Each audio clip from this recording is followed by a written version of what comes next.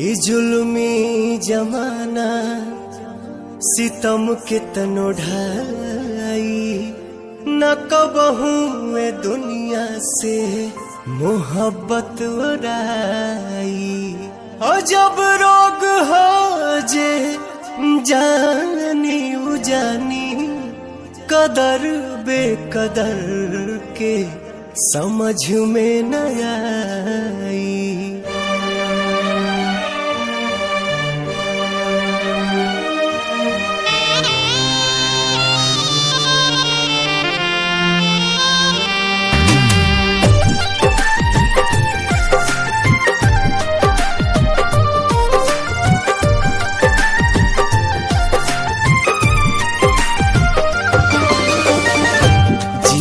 मरे के संगे खैली कसम संगही सहे के रहे सारा सितम।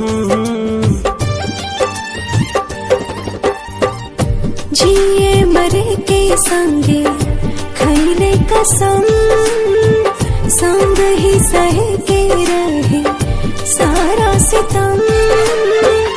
उहे जान भैली अनजान कहे पूछ के बतावा तानी चान। हे चान दूर कहे भैली हमर जान।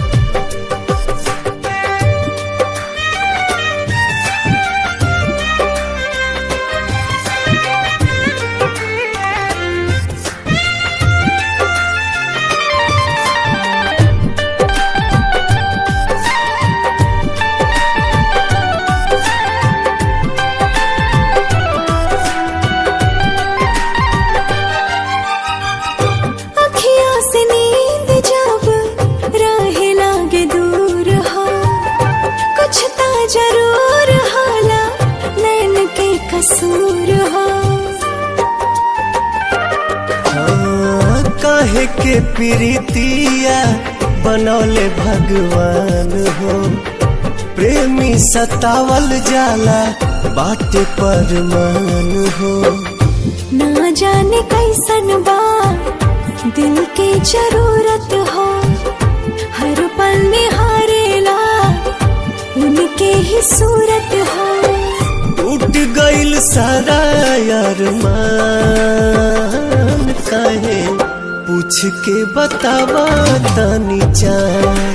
हे चान दूर काहे भैली हमर जान।